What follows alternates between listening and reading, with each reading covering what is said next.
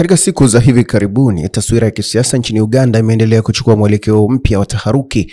Hii ni baada ya vurugu na kukamatwa kwa wafuasi wa mgombea urais wa upinzani Bobi Wine kuongezeka.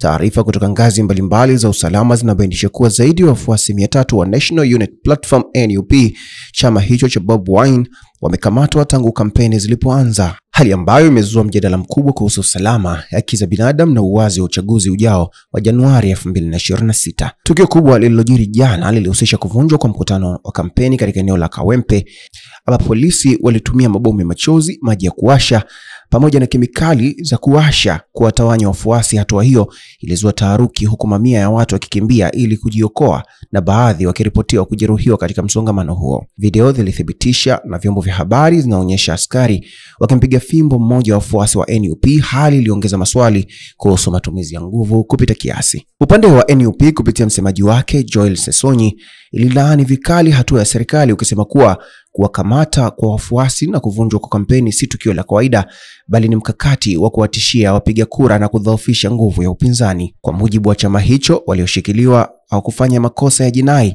bali walikuwa wakiunga mkono kampeni halali za kisiasa. Chama kilisisitiza kuwa hali hiyo inaonyesha wazi namna serikali ilivyo na hofu dhidi ya nguvu ya mabadiliko inayosukumwa na vijana na chama cha NUP.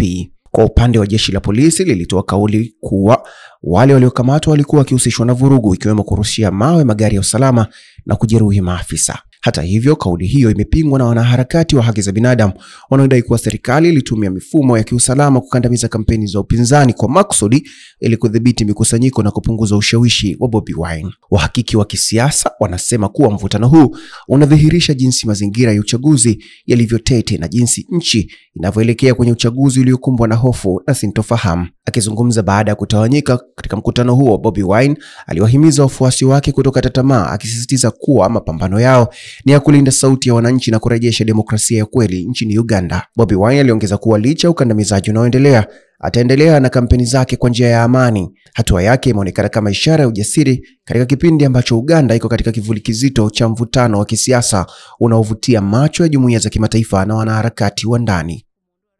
Salamu Amani, Kawabe News.